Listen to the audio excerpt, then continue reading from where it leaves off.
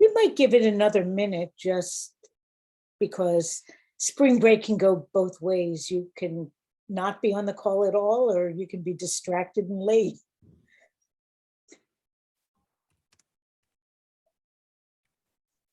Also beautiful weather out, so.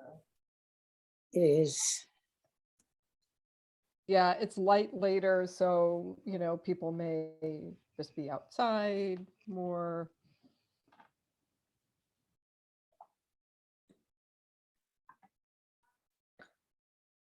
Okay, I guess we might as well start because that way we'll be able to spend more time on the actual content. I'm Rana. I'm on the steering committee of Medicare for All Connecticut. Medicare Connecticut is a grassroots volunteer-run organization advocating for Medicare for all on the local, state, and national level. We believe in people over profits, that healthcare is a human right, and that your health should never be traded on the stock exchange or in the hands of anyone but you and your chosen medical professional. We have written statewide legislation, passed town resolutions, and endorsed candidates who support our vision of a universal single-payer system in which transparency, public accountability, and a more equitable approach to healthcare is possible. And you'll find out soon how you can join us if you feel the same way.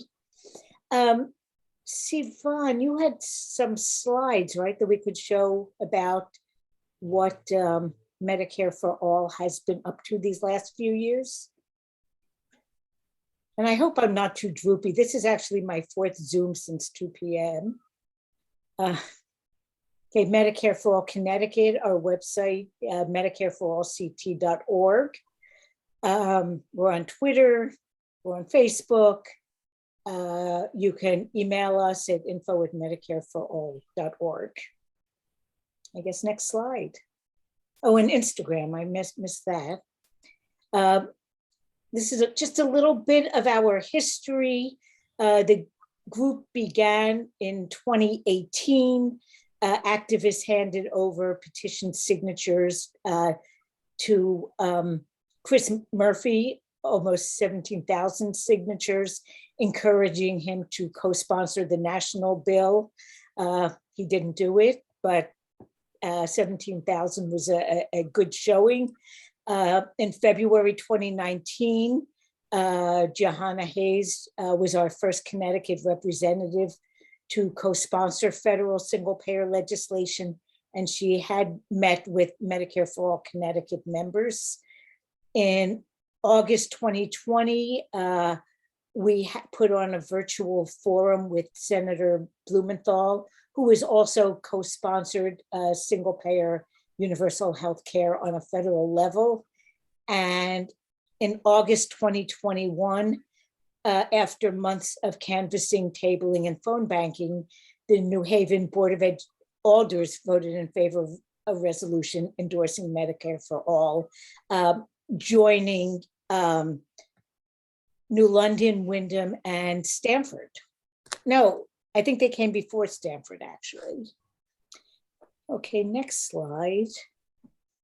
Today is the second Tuesday of the month.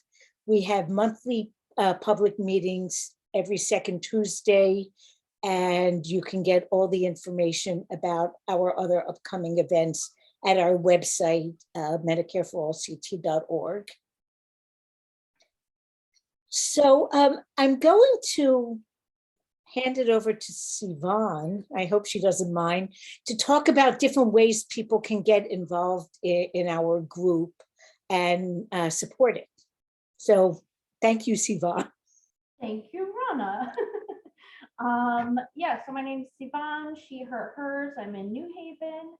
And we, well, I'll talk about our committees, which is the driving force behind all of the work we do. And the reason for that is because once any of us are gone or move away, the organization still needs to live on. And so having that structure in place will ensure that our work continues. So all of these committees are equally important. There's not one that's more active or more significant than any of the others. They're all working parts of our wonderful organization. So our communications team is responsible for all of our emails, all of our graphic design, all of our logos. We're going to be getting merch soon. So that's really exciting. And if you want help, we meet, that's the first Tuesday of every month at 6 p.m. Then we also have our community outreach organization, committee, and that is basically organizing any canvassing, any phone banking, any town halls, any type of community outreach that we would do. If we're invited to come and speak at a place that's making presentations specific, tailored specific to that group. It's a lot of that type of thing. So if you're interested in hitting the pavement, that's a great one for you. We also have our education and research committee, and that is really great for anybody who doesn't like talking to people, for instance, and you want to learn more about what single payer is and how best to move that policy forward. Then we have our electoral and legislative electoral and legislative committee, which, though I said things, none of our committees are more important, this one's my favorite at least, and that is how we bring Medicare for all into law, how we make it law through our policy initiatives, through our legislative work, through our electoral work of endorsing candidates and forging relationships with elected officials to ensure that they remain accountable to their promises on Medicare for all, as well as anything that they need to be doing to get it passed. We also have our fundraising committee. We're going to have our first fundraiser in person on May 7th in Middletown, in the middle of the state. So I'll pass around information on that as well. And that's also just if you have a large network of people that you could bring to us that we can hit up for some cash. If you are good at fundraising yourself, or if you have any ideas, we'd love to have you join us and help out with that. And last but not least, we also have our ad hoc committee of on town resolutions. And so, as we stated earlier, there's like 5 towns already that have passed Medicare for all in Connecticut, which is quite a high rate for a state, as part of this campaign that's basically run by Public Citizen, one of our sort of partners in that. So this year we're focusing on Hamden and Groton. That's not to say that there are a ton of other towns that are interested and want to pass resolutions across the state, which is really exciting. But we only have so many resources, so many people, and part of the process is to learn what works for each, each time we pass a resolution, or we might not be able to pass a resolution. So this year's are really interesting. Hamden is going to get, we're going to get back on track with canvassing soon. So even though you're not from Hamden or Groton, please join, because hopefully, you'll learn enough to start an effort in your town, and we will be there to support you for that as well. Finally, we are looking for new board and steering committee members. The board meets every 3 months, and we just go over everything that we're doing, what we need to be doing going forward, and how we can achieve that. And our steering committee meets once a week, and we really set the agenda, and set all the activities for each of the committees, to go forth and put into action.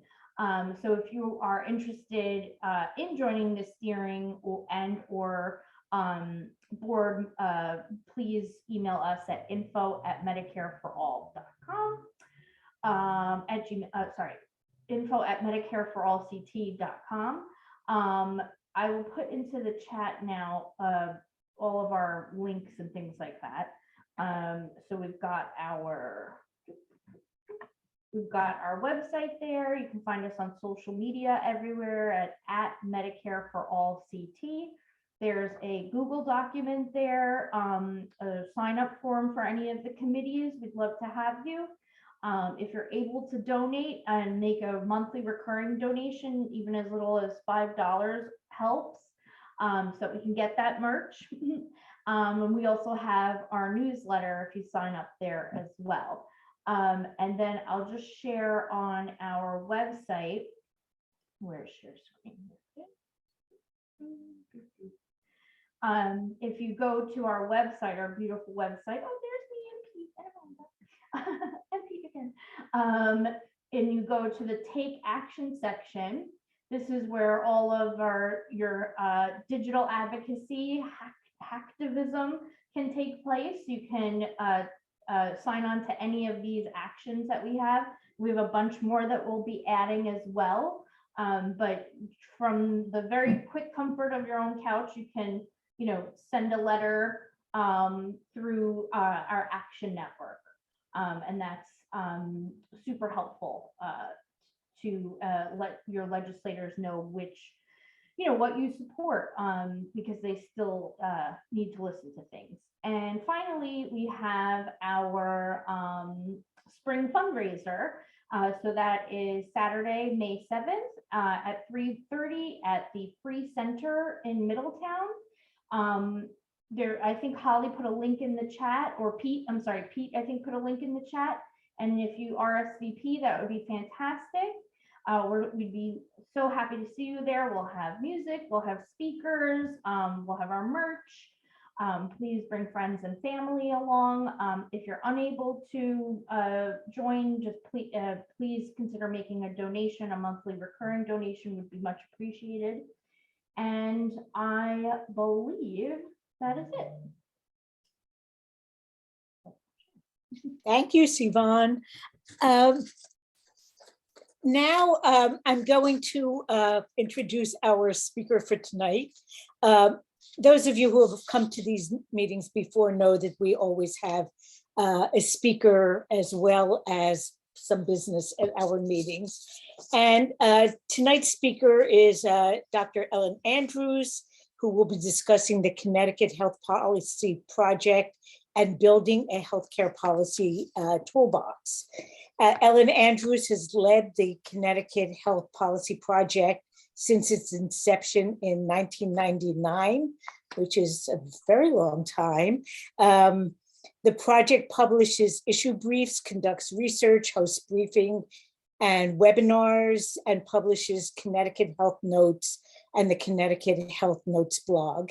Dr. Andrews' experience includes positions as legislative staff on health policy, nonprofit healthcare advocacy, perinatal educator of a community health center, and academic teaching and research. She coordinates a multi-state health policy steering committee for the Council of State Governments Eastern Region and serves over a dozen state, regional, and local policymaking councils. She holds a PhD in human genetics from Yale University. And I particularly want to thank her because I know that the last couple months have been particularly busy during this current legislative session, in which there has been an incredible number for a short session of bills, and a whole lot of them, for better or worse, can have big impacts on our healthcare system here in Connecticut. So welcome, Ellen, and we're so glad to have you. Well, thank you very, very much. How nice. Can I share my screen? Is there a way for me to be able to do that? Okay. No. Oh, nope. It's not letting me. I think you should be able to now. Oh, there we go. Okay. Share that and go to, hello, Ellen. Let's go to slideshow, start from the beginning. Okay, there we go. So yes, I'm Ellen Andrews, the Connecticut Health Policy Project. We've been around for a long time. Rana's right. It is a nonprofit, nonpartisan policy research and educational organization. I just should start with, I'm just so happy to talk to Medicare for All. That is so cool. I mean, I'm going to give you my mission statement, our mission statement, but it completely, we want to improve access to affordable quality healthcare for all Connecticut residents. Pretty straightforward, universal, decent coverage for everybody. And so, oh, and also I am she, her, but I also live in Hamden. So I would love to connect with you around the resolution. Yeah, we should talk. So the project's goals are to bring objective, timely, and clear information to Connecticut's policymakers to increase consumers' awareness of health policy decisions and to facilitate communication between consumers, policymakers, researchers, advocates, providers, and other stakeholders. Consumers always go first. And I include, you know, I don't love this divide between consumer groups and patient groups. We're all people. We started in 1999, and that's our website. If you want to know what I think about something, it's really not hard to find out. I've got a blog. So what do we work on? We work on issues. We choose issues where we can make a unique difference and it's meaningful to all Connecticut residents. We're really about interested in what unites us rather than what divides us. And we look at through the lens of affordability, quality, and access. We do nonpartisan and policy analysis. We look at best practices and also warnings from other countries, from other states, from different programs, all from the Connecticut consumer perspective. We have no political involvement. And we also are about capacity building because it is true that I've been doing this a long time and I'm going to retire someday. So I'm thrilled to see that Medicare for All is getting strong. So how do we do it? We do legislative advocacy only as much as the IRS allows. We propose legislation and we weigh in on other legislation. I'm going to talk about one bill that is actually in the Senate right now. I'm hoping I get a call soon from Senator Lesser that it's gone through. We work on administrative advocacy, especially Medicaid. I'm a regular contributor to CT News Junkie, but we also work with other press. That's a great way to get message out and to educate people about the need for decent healthcare for everyone. We have a blog and a newsletter, and if you go to cthealthpolicy.org, you can sign up for the newsletter. I also teach at Yale. Right now I'm teaching nursing students, doctoral nursing students, health policy, and in the fall I teach at Southern MPH students. And I have fellows. One of them is here right now, Haley Magneta, who is a physician assistant. And I'm going to let Haley introduce herself, if that's okay, and talk about what the work we do and how she's felt about it so far. And then maybe also talk about consolidation as a PA in a working in a consolidated system, because I'm going to talk about that next. Sure. Hi, everyone. I'm Haley Magneta.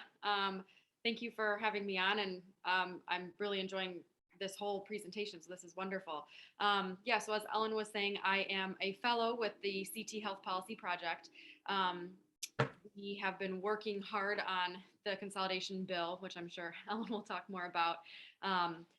but I practice as an emergency medicine physician assistant. I currently am working in a consolidated hospital. And so in particular, how consolidation really affects providers is it causes a lot of issues with provider satisfaction and also nursing satisfaction. It creates a lot of strain for patients because patients actually have less access, or it decreases the access that they feel they have, because it creates the idea of saying, oh, the hospital is now consolidated. You have now more access to neurosurgeons and this, and this. They don't have the actual transportation or the way to get to these hospitals to receive that sort of care.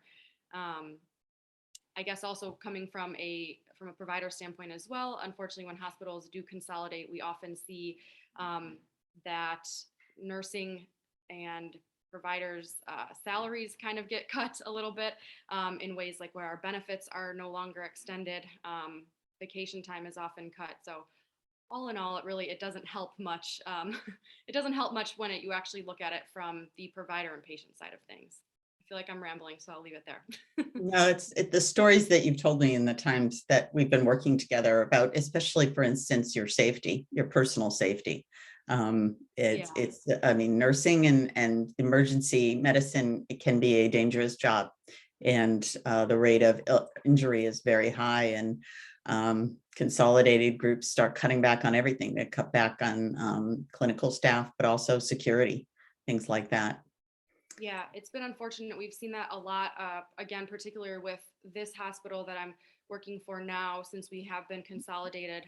We've been told a lot that now that we're consolidated, it seems like there's actually less in the budget for as far as things go for safety for providers, but also for patients. As of one of the more recent things, Ellen, I don't even know if I have mentioned this to you yet, but we back in our crisis unit where we have patients that are acutely psychiatrically ill, we normally are allowed to wear something around our neck or in our pocket called a PERT button. We're allowed to press to summon like an emergency response team.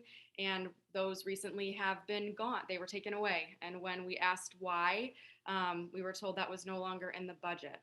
And it's just astonishing to me. I filed, me and a couple other providers filed what's called a risk connect with the hospital. Haven't heard anything from it because it's basically, you kind of just get dangled in a lion's den. And if somebody is acutely psychiatrically ill and they decide to, become aggressive or violent, we have no way of summoning our security team to help us.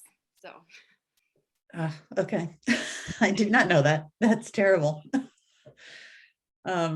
Okay, I can't follow that, but I will go on to consolidation. So our recent issues we have been talking about, I'm going to talk more about consolidation and SB 416. I want to thank you, thank Medicare for all of you sending in testimony in favor of the bill. It made a big difference. It got out of the insurance committee on consent, which was kind of a miracle. So it also is support to the class action lawsuit that you may have heard about, or I'll tell you about in a minute. Accountability for the Office of Health Strategy. They are working on a plan right now. It's an HB 5042 to cap the growth of all healthcare in the state, and then also simultaneously double the amount of money we spend on primary care. Which might be a fine thing. That's a good thing, but it's $3.9 billion a year by the time it's fully implemented in 2025. And that's going to have to come out of something else, especially if you're squeezing the entire pie. So we're really concerned about that. Health record privacy we have worked on as well, because there's only one other advocate working on that. The Office of Health Strategy again. Why do I keep doing that? Sorry. The Office of Health Strategy has a quasi-public Connie that they basically run, who has a health information exchange, so that everyone around the state, they will be legally required, they are legally required to participate and put your medical records into the system that other providers can access, which normally is a very good thing. If you end up at the emergency room, and you're not coherent, you don't want you want them to know about what you're allergic to, what your conditions are. That's a good thing. Unfortunately, they're selling our sensitive information. They are selling it right now, at least we know, to insurers and to large health systems, other large health systems who wouldn't otherwise have that information. We don't know who else they're selling it to make that money. Other states have funded theirs with general funds out of tax funding, which we argued was the appropriate way to pay for it, but they choose not to. You do have the right to opt out. And if anybody wants to opt out of this system, is concerned that sensitive information could get into hands where it could be used against you in myriad kind of nightmarish ways, I will be happy to send you the link, but they certainly aren't promoting this. And then we also do a lot of Medicaid monitoring, especially around the finances. PCMH Plus is a new program where if you go to a primary care provider and they're part of a health system, if they're able to save money on your care, they get half that money back at the end of the year, which gives them clearly an incentive to deny you care. If there are two drugs that might work for you, but one has side effects, but it's cheaper, you might only get that drug. So we're concerned about that. And strangely enough, it has not saved any money. And we're also very concerned about managed care organizations coming back into our Medicaid program in Connecticut. Question for Ellen. Has there been any discussion on the state level of allowing self-employed people who have to purchase their own health insurance to buy into Husky? This would be both a huge benefit to those who are self-employed as well as creating an entry for others to access the plan. Yes, actually, we even tried this a few years ago. This was when we did have managed care. It was called the Charter Oak plan. It went into a death spiral, actually, unfortunately, because it was far more affordable than other plans. But people signed up for it, and the first person who signed up for it was already scheduled for surgery for a brain tumor. And so it ended up with a lot of people, because it's a great plan and it covers a lot, it ended up with a lot of people who had serious health needs. And it ended up, so the premiums went up and then fewer people could afford it. And it just went into a death spiral. So it's a reason why we need a system that works for everybody, where everybody's in, like Medicare for all. I think it's a great demonstration of that. So next, right, consolidation. Consolidation is, we know how more and more hospitals are growing into these big health systems. The two biggest in Connecticut are Hartford Healthcare and Yale New Haven. Connecticut's hospital market is among the most consolidated. It's not just, they call it horizontal consolidation, when hospitals join with each other, like Yale bought, where here in New Haven, St. Rafe's, but then also L&M and Bridgeport and Greenwich. But also when practices, they call that vertical integration, join with the hospitals as well, practices, home health, and other kinds of associated healthcare systems, nursing homes might join in. And so they become this huge consolidated market monopoly, really, in many places. And they're not able to, you can't say no to them. They can charge whatever they want. There's been massive growth in that practice consolidation, and it's accelerated with COVID because of the stress that was placed, especially on primary care practices last year, when nobody was coming for care. And so they lost a lot of money. They were laying people off in the middle of a pandemic, which is, I think, ironic, doesn't quite cover that. But when those healthcare systems consolidate like that, depending on what kind of a consolidation it is and whether it's between markets or within a market, prices grow between 20 and 44%. Wage growth is down. People like Haley will not see, as she said, increases in their wages, understaffing, like things like security and having enough nursing staff, and it stresses all the staff at the institution. As a matter of fact, the FTC intervened in a very large consolidation in Rhode Island, partly over prices, but also over what it would do to the labor market in Rhode Island and people leaving when, you know, we have enough trouble getting nursing staff now, nursing and PA staff. We, you know, we can't lose people because of consolidation. You don't, despite all their promises, there is no change or there's lower quality. There is not increased quality because of consolidation. Now, Connecticut does have a certificate of need process and an application. When you want to consolidate, you have to get approval. In the last 5 years, OHS has approved of the 74 decisions on CON applications, not just mergers, but other things as well. Of 74 decisions, they approved 71, all but 3. So that's not really a high bar. And we have among the best laws in the United States. OHS is just basically not using them to keep the market competitive and give consumers choice. There have been 2 lawsuits you may have heard about against Hartford Healthcare for anti-competitive practices because of consolidation. One was filed by St. Francis, which is the first time I've ever encountered a hospital in Connecticut suing another hospital. Usually when they grumble at each other, it's behind closed doors. But then also just after that, a class action lawsuit was filed on behalf of, I think, 6 people in Connecticut as representing the entire class of everyone who buys insurance in this state because of the increase in the premiums. And that's actually expanding. They're looking at other things. I believe today's Tuesday. I believe they filed an amendment to that as well to expand the lawsuit. And that's exciting. I was thrilled when they called me and said they were going to do this. So I just got a big, big smile.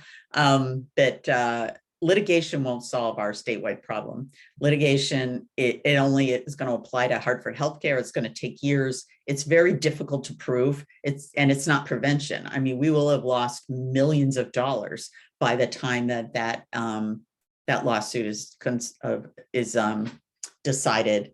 I see there's a lot of chat and questions, so I'll take questions as soon as I finish up this part.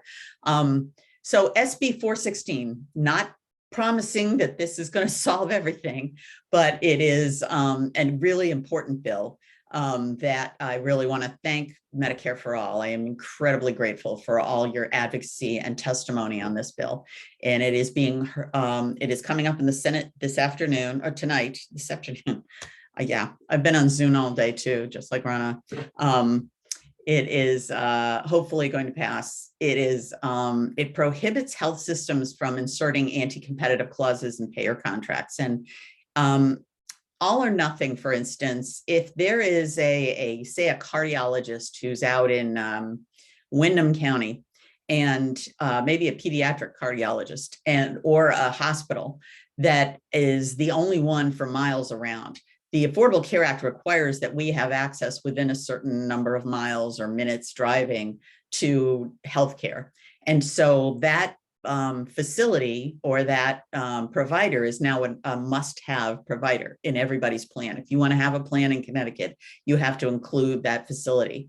Well, the Hartford Healthcare was coming back and saying, you want this facility, then you have to take all of our others, even in places where there is a choice and they aren't monopoly priced. Well, as soon as they know they're in, they can charge whatever they want.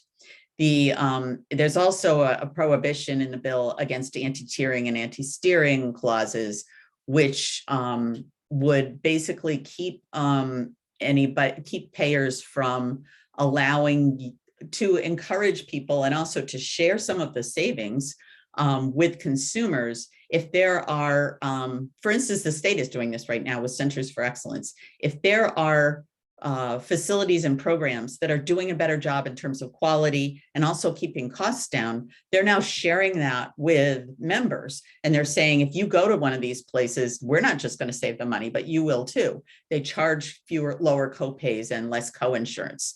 So that allows, you can still go anywhere you want, but if you want to go to a more expensive place, you have to pay more. But it encourages the entire, it's worked in other states. It saves between 5 and 17% on premiums in other states. And I don't know about you, but I would not, I'd be really happy to get that. So I said it was awaiting action in the Senate. Maybe it's already gone. And then we're on to the House. So I was going to say calls to Senator Lesser, but he is on it. He's been calling me tonight. So after this, there'll probably be calls to Representative Kerry Wood, actually, and leadership to make sure that that bill passes out. And I think, yeah, I should stop for questions. And I saw there was a hand raised. I don't know whose that was. I think it might have been Thomas Burr who also typed a question in. Oh, okay. Yeah, I was trying to get your attention, but I did put it in the chat. And basically the question was in regards to if the prices at the hospitals are all going up while they're consolidating, Mhm. and yet the wage growth is down and they're cutting staff, where's all the money going? It's a great question. And I tried to find out how much they spend, for instance, on administration, because I don't know if you've ever tried to go talk to any of these people or sat through a hearing. They have about an army of vice presidents, I have to tell you. And we do actually know how much they, for instance, Yale New Haven has 10 people because it only asks you to give the top 10 who all make over $1 million.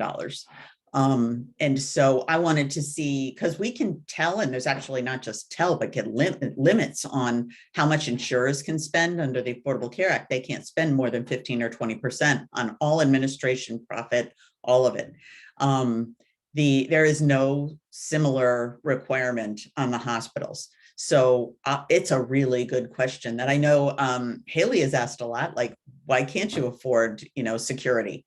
Where's all the money going? When you charge 3 times as much in these non-competitive markets where you have a monopoly, how come that can happen? And it's a great question. I don't have the answer, unfortunately. Yeah, I suspect it's corruption, just like the healthcare insurance industry. It's possible, very possible.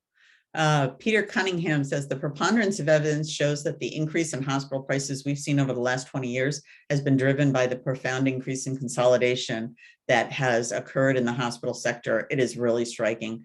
Zach Cooper, yes, he does a lot of research on this. Absolutely true.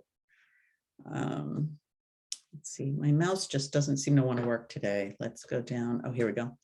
Also in the executive stockholders pocket, this is from Holly, in the form of bonuses and stock buybacks in order to stay as nonprofit status. Absolutely true.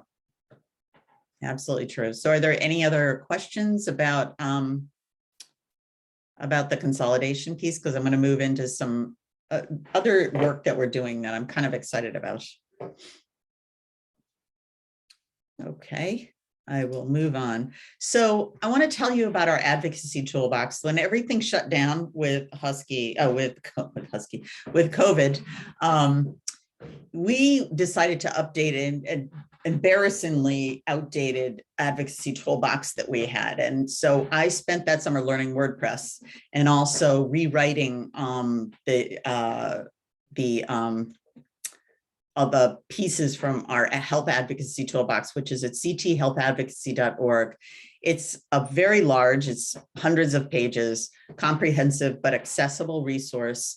It includes things like if you only have 5 minutes, for people who don't want to go all in. If you don't know where to start, it includes a decision tree to figure out who you should call with the problem that you're upset. I think it starts with you're probably mad, and the last words you said were there ought to be a law. And so it helps you figure out whether there should be a law, or maybe there already is a law, or maybe you need more money in the budget, and then takes you to something that helps you figure out how to do that. It includes legislative and administrative advocacy, communications, which is really important, how the state budget gets put together, coalitions, which you all probably could have written it, councils and task forces, how to get appointed to them, how to use your voice in a way that's effective on them. Tools and templates, we have things from higher level to scripts for calling your legislator, because a lot of people have felt, I don't know what to say, I'm nervous about that, for writing letters, for writing emails. Tips no advocate should forget, things like saying thank you, being polite, even if people aren't polite to you, and common advocacy mistakes. And so I'd actually like to take you there if this works. Are you seeing the toolbox? No, we're still seeing your slide, Ellen. Okay, let me get it here. Here we go. Okay, are you seeing it now? Yes? Yes. Okay, great. So this is the toolbox. And here we started with, one of my board members didn't like this, but I fought her. We got it in. Were the last words you said, that's just not right. There ought to be a law. And she said, not everybody who does advocacy is mad. And I said, yeah, an awful lot of them start out that way. Good, that's how it starts. You could be right, maybe there should be a law, but maybe there is, and all the things that I talked about. I can take you to a few things, for instance, our advocacy decision tree. If you're not really sure how whether your issue is for the Department of Public Health, maybe it's for HHS at the federal level. So you ask take these questions, is your issue government or private? And then you can go to the government or private page to research it if you don't know. If your issue involves government, is it federal, state, or local? You can go there to find out. If it's a state issue, there may be a law. You can go here to search the statutes, which is not trivial, which is why I created a video to help people do it. If there is a law and you feel there should be, it isn't one, you can go to legislative advocacy. So it goes through a large number of things. It has effective communications, public opinion. Under resources, we have answers to your questions. We have a FAQ that's based on actual questions we got, tools and templates, research finding and using data, tips no advocate should forget. Maybe I should go there. Always be polite, say thank you, get your story straight. Do not argue or even contradict each other in front of the legislator. Never, ever, ever make up an answer. I don't know is a perfectly acceptable answer, and then follow up with I'll find out and get back to you. Trust your champion. You need to find a champion for your cause. It could be a legislator, a staffer. When I worked at the legislature, I was a champion for many issues. Someone at an agency can be a lobbyist, another advocate, and then trust them. You have to be patient. Things take time. Most bills don't pass in the first year, and understand that everybody wants what they want. And, you know, when you think about it, many of the people are working on things that you care a great deal about, and they can't say yes to everyone. And then we have lots of related articles, and here we only have one outside link, but there are many others. And our great friend, Kathy Flaherty, wrote for us a piece on social media for advocates and who to follow on Twitter. And these are related articles, and then we have links. So there's tons of stuff in here if you want to play around. So I will go back to my slides now. Here we go. Here. Okay, so I hope I'll go there and let me know what you think about it. So that was my COVID vacation, how I spent my COVID time off. So next we are going to, because I got a lot of issues, lots of input from people who said, that's great, Ellen, now I know how to pass a bill, but I don't know what to put in the bill. I know there's a problem, but the things that when you look at it, there's no simple way to just say, well, why can't we give everybody healthcare? Things like that. And so what are the barriers to that, and how would you work that through? So Connecticut needs a balanced, understandable source on health policy issues, that it doesn't cost anything, not behind a paywall, and is available anytime online, not a class you have to sign up for. It needs to be updated regularly, like the Advocacy Toolbox. I update that at least once a month. For visitors with different interests and backgrounds. Some people are at a level where they just want to have a general understanding of things, and I'll probably have, videos and backgrounders for them that are, sort of straightforward and not a real deep dive. But there are sometimes students need information, journalists need information, consultants come here from OHS loves to hire consultants, and they come here and they don't necessarily do the research they needed to on Connecticut. And so they come up with really bad ideas. And so we're going to have it at all different levels of understanding and also need for depth for people. But we need a name for the resource. And I've reserved these two domains, cthealthpolicytools.org or cthealthexplained.org. So I'm going to ask you soon which one you like. And it was also funded by the Connecticut Health Foundation. And we have a survey online if anybody wants to give ideas later, or if you want to share it with your friends. I would really love that. Chat, one of our champions, Representative Mike Winkler, is here with us tonight. Oh, thank you. That's great. So I'm going to move on to my questions. Does anybody have any questions at this point before I start asking you questions?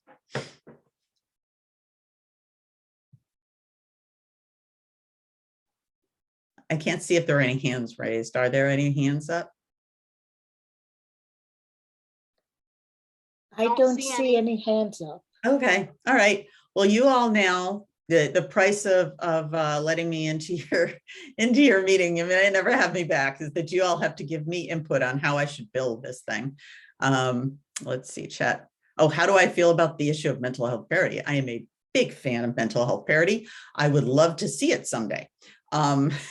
We have a law, but it is still extremely difficult to get access to mental health care. I think people are really finding that with COVID, but it was true before. Connecticut passed a mental health parity bill years before the federal government did, but I'm glad they did. So it covers all health plans in Connecticut, not just the ones that the state has jurisdiction over. Yeah, why would that be less important than physical health care? It all matters. It's like when they carve out dental, it's like, that's still part of my body too. I am a big believer in mental health care. Am I familiar with the good work of the folks at the Kennedy Forum? I am not, no, but I'm making a note to look that up. Thank you. Yes, Ellen, they are the experts of mental health parity, and they help legislators and advocacy groups all over the US with mental health parity, sample legislation, and tracking what's happening in the different states. They're amazing. Great, that's So good. yeah, definitely take a few minutes at some point and Yeah. check them out. They've got amazing resources on their website. That's great. Yeah, we need more places like that, forums and resources like that. Yeah, and I think mental health parity is one of the examples I use for my students, almost a case study. Chris. Oh, I apologize. That's my son.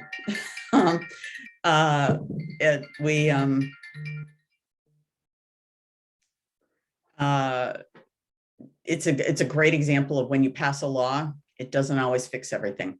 It's still extremely difficult to get access to mental health care in Connecticut. And that's probably another whole hour of conversation. Oh my goodness, I better get going. So on my questions, I need your input. What questions do you hear from people about our healthcare system? Like, for instance, why does healthcare cost so much? What are the questions I should put in the toolbox?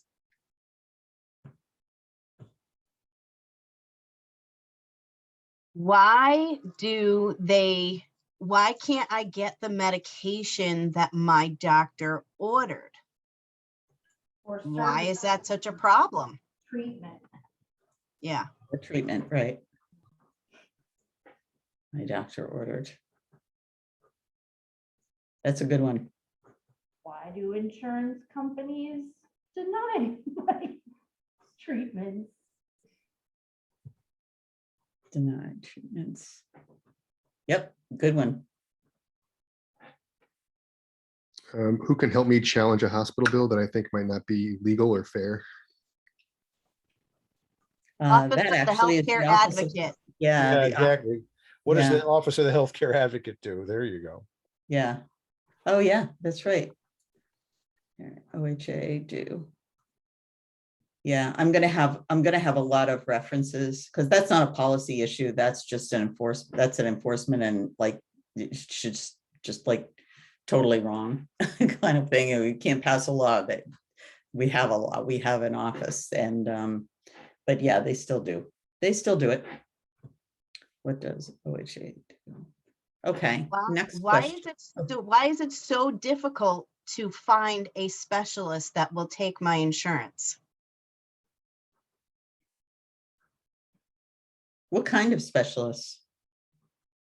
I don't have this problem, but because I have Medicare, but a lot of people are having trouble finding neurologists that I Okay. speak to.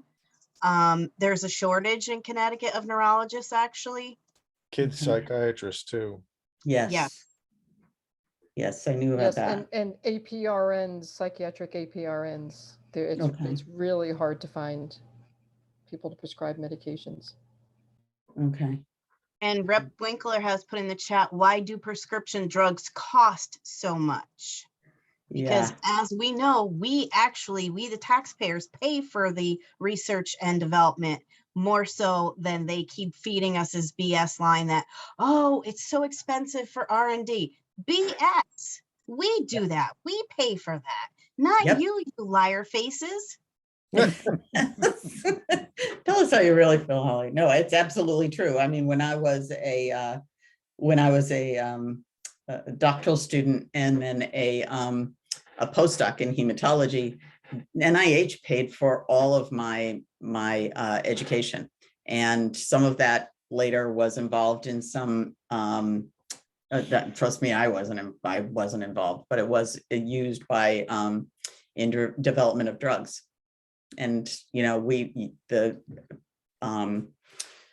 taxpayers paid for that. It made no sense that all the profits from that go to the drug companies. So for our next question, what information aren't people asking about, but they need to know? Things that you found out, through Medicare for All or from learning more about policy that people don't ask about, but they should know. Why is Medicaid better than private health insurance? Yeah. That's the dirty little secret here in Connecticut. Yes. That is because of Ellen and Sheldon. Just an FYI, they will never toot their own horns, but ours is this gold standard because of Ellen and Sheldon's advocacy work. And they will never toot their own horns, but it's because of them. So we thank you. Amen. You're very welcome. But I don't know about that. Medicaid is better than commercial insurance, actually, in a lot of states. It's partly because it's so huge. 1 out of 5 people in Connecticut, 1 out of 4 people now actually in Connecticut are in the program. So it's very hard for a provider not to take it. It's like Medicare. And it also, you have an entitlement under federal law enforceable in federal court, which Sheldon can help you with. I can't. I went to the wrong school to enforce it, but it does cover things like non-emergency transportation. It covers eyeglasses, things like that a lot of regular commercial insurance doesn't cover, doesn't have copays, doesn't have deductibles. So that's a big piece of why it's better. That's a very good question, though. Yeah, I'm gonna enjoy writing that one up. And also has very good mental health coverage. Yes, That's you can because, yeah, find a it's great. psychiatrist in Medicaid. I can't find one for a client that has commercial right now. Yeah. So are there any other things that people aren't asking about, but they should know? Well, definitely about the OHA, Okay. that's another best kept secret. Yeah. But I guess trying to steer it either towards Medicare for All or even, like a universal coverage even on the state level is, what are alternatives to this system that is broken? Like, why don't we have universal coverage like every other Why don't civilized we have country, that? right? Exactly. Yeah. That's because all the ill-gotten profits are spent on lobbyists to make sure it never moves off the dime. But a lot of people have either heard of Medicare for All or they have not heard about it at all, but they are not fully versed in it, obviously like we are. But part of what we always try to achieve is political education around it and show that, there's been so much negative press and false information spread. So most people, everyday people aren't as involved in things as we are, even have time to do the research that we all do. So showing that there's alternative paths to healthcare in America that's not as complicated or scary or anything else that that's put out there, or even what the rest of the world is like. A lot of Right. people don't understand or even know, that the rest of the world has, for the most part, has universal coverage, and nobody's dying in droves, nobody's denied, or not to the extent that we are, and Yep. that it's the most expensive with the least healthiest outcomes, the highest death rates and lowest life expectancy. So Yep. No, that's a good one. Yes, I will definitely include that. Let's see. Let's see. Hi, Ellen. This is Susan Johnson. How are Oh, hi, you? Susan. How are you? Good. Thank you for doing this. And I just wanted to say one of the things that really is quite difficult for us to address is high deductible plans. Even our municipalities have for education, for our municipal workers, these high deductible plans. People don't understand that they really are a problem. And my understanding from attending one of these other Medicare for All conferences that were put on a few months ago was that Hawaii has been able to address some of the problems with ERISA so that people don't fall into that trap of spending a pretty good amount on premiums, and also a huge amount on deductibles, $6,000 deductible for educators in my district. So I just thought that would be an interesting thing to maybe explore as to why these self-insurance plans really aren't the bargain that people think they are. Yeah, I will definitely talk about that. Yeah. Another question. This is one that you guys are very tech savvy. I love that about Medicare for All. What should we avoid in our resource? I mean, some things like our content areas that are just, landmines, and we don't need to deal with those. Web design flaws, things that you just hate when you go to a website, or language that people use.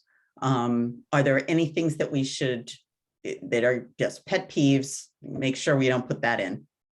Thinking for those of us with disabilities, I cannot stand the color orange. It is offensive to my eyes, and I can't, I can't.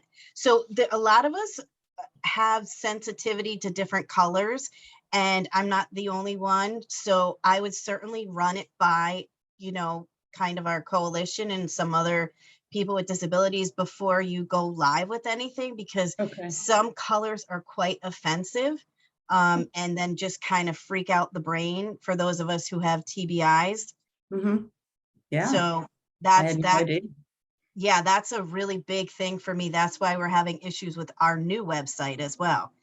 Okay.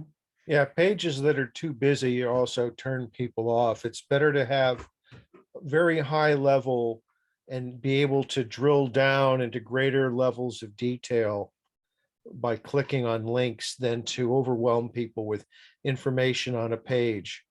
And it's hard because it's easy just to copy and paste tons of information into a web back-end website, but and we're as guilty of it as anyone, but it's just really hard to digest when it's just too much information. The fonts are too small. You want to keep it high level, except when you have no other choice, and then have it click to a link that maybe is a white paper or a fact sheet when you really want the nitty-gritty details.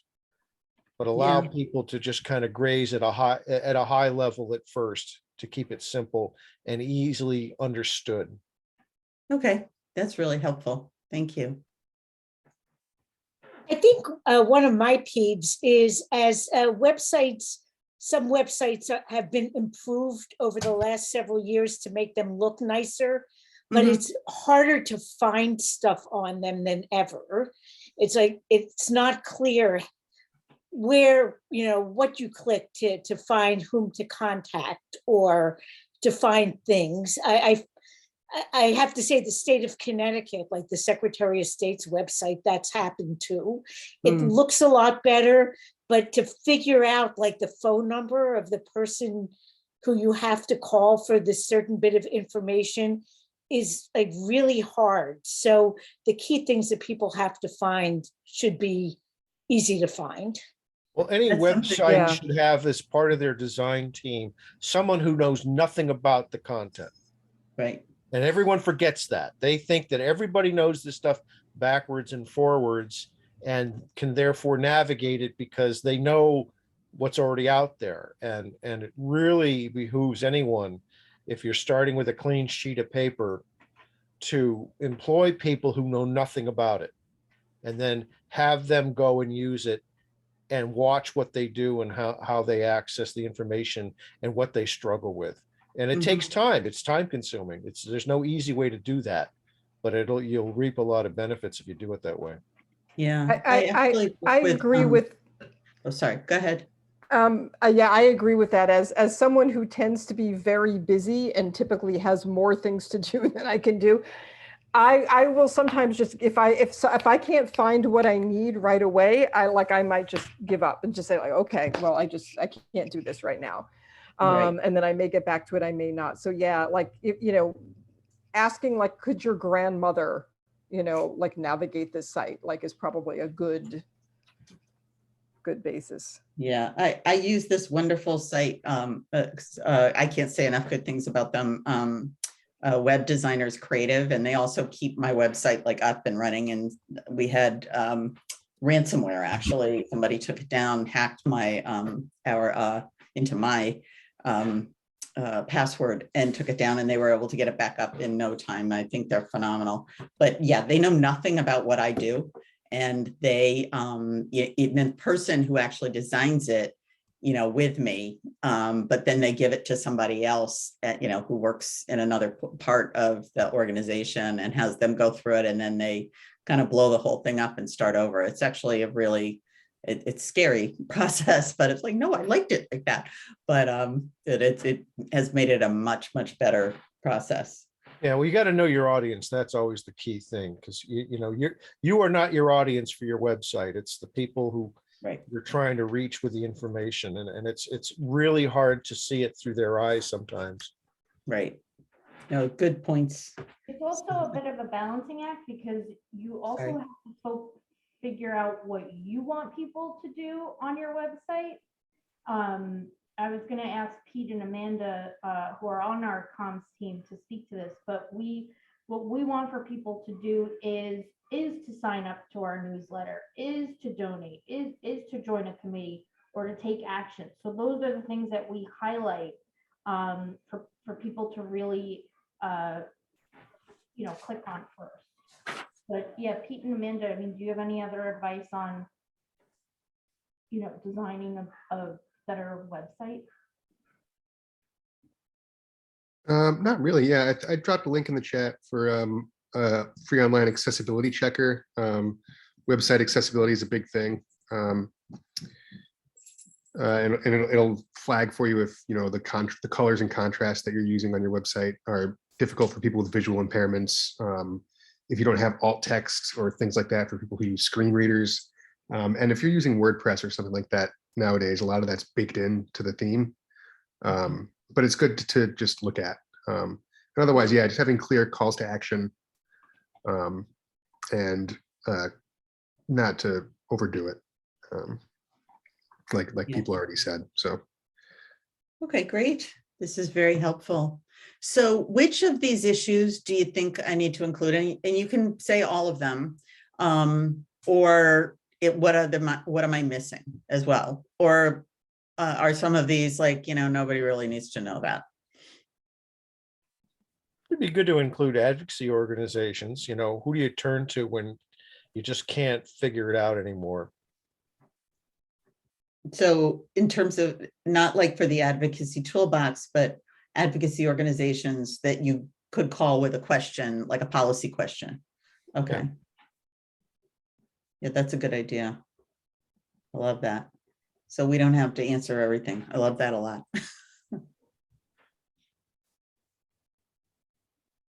You Is there can't any- really cover everything, you know, it's impossible because it's such a huge, broad subject.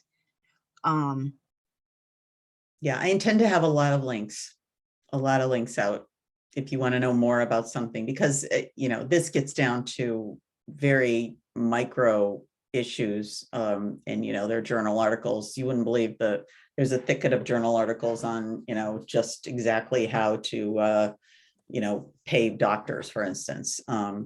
So I'll just probably link to a synthesis of all those, that kind of thing. Great. Well, it doesn't sound like anybody has an objection to these, and I'm not hearing about a new one that I've missed. How can we let people who could use this? Oh, Savan? Yeah, Sorry. I'm sorry, could you just go back one slide? Sure. I'm so sorry. I think I can. Let me see if I can. Yeah. Yeah, Yeah. yeah, that's good. Okay. And how can we let people who could use it know about the resource? I'll tell you a couple of things that we did with the toolbox that worked really well. We had a tool of the day email that people could sign up for. And we've done it, we did it the first year just before it came out. It goes for a month before leading up to the beginning of the legislative session. And so we have different, like how to write a letter, how to testify, all those things, how to organize yourself, and, you know, and think about timing, how to learn which committees your bill is going to go through, things like that. And that was very popular. That the click rate on that was like almost 100%. It was great. I don't know if I'm going to do something like that for this. The other thing we did, frankly, was because I'm a contributor there, I got a great deal on advertising through CT News Junkie, which was incredibly helpful and brought in a ton of clicks. But if you have other ideas or things that we could do, I do have it. I think I put in some of the ideas we had. Yeah. A focused newsletter with updates and events, new areas of policy, things like that. Like I just did one for a piece for CT News Junkie on this idea that if we spend more money on primary care, we'll reduce the total cost of care. That'd be really nice. Wouldn't that be just great if we could just, instead of making those, you know, our friends at the big health systems and drug companies reduce their obscene prices, why don't we just throw more money at these other friends, you know, doctors at primary care doctors. It's a good thing to do. It does improve our health, but it does not reduce the total cost of care. So things like that, a focused newsletter with briefs on things that, you know, people think. For instance, this is another one that is a big myth out there, that the reason that commercial prices are so expensive is because Medicaid and Medicare underpay hospitals. Just simply not true. When rates go up for Medicaid, that does not mean that commercial rates go down. It's like with drug companies, because we pay more than the UK does or Canada does for those drugs. If our costs go up, that does not reduce them in other countries. They charge what they can to whoever they can, just like any other company. We can do webinars with experts on timely topics. Some of you I know were on the webinar I thought was excellent that Sheldon put together with Leo Cuello talking about financial risk on providers. We could do more things like that. A guided study course. This actually came out of the fact that I teach at 2 institutions in Connecticut, health policy. Why couldn't I do that for advocates as well? And it would be a guided study over time. And I'm not going to give you tests, but something like that. And maybe I think that's a great idea, Ellen. Yeah, the guided study. Okay. Yeah, because I mean, I've learned a lot of this stuff through osmosis, but to have someone really, you know, be able to walk through it and pick up all this stuff that I missed along the way would be wonderful. Okay. That would be great. Sure. I'd have to talk to the coordinating council and of course Jordan, but to me, this is exactly what KTP would want to do. And also I think that Mothers and Others for Justice, our health group, would Mm. also want to do something like this as well. Okay, great. That'd be cool. And then there's a lunch and learn, like we used to have this thing in science, you have journal club, and like every couple of weeks you get together around and everybody reads a particular journal article, and then you discuss how it might play out in your research. We could talk about how it might play out in Connecticut, some new research that's, maybe people didn't know about. So if there are any other ideas besides the guided study that really resonate with people, or not so much? Oh, I see something in the chat here. Great, thank you, Peter. Okay, and anything else I didn't ask, but I should have, about building this new toolbox, which may not be called a toolbox. I don't love that. I don't love that name. Oh yeah, and do you like cthealthpolicytools.org or cthealthexplained.org? I like that cthealthexplained.org because that says what you want to do. You want to explain how crappy our current systems are. That's my personal opinion. I'll second that. Okay, 2 votes for that. I also vote for that. Okay, I don't know why I wasted money buying the other one. Very good. And also would be good to have links, or like a resource page to other organizations, such as us, or, that people can, keep going down a rabbit hole kind of, or just where they can learn more things that's out there.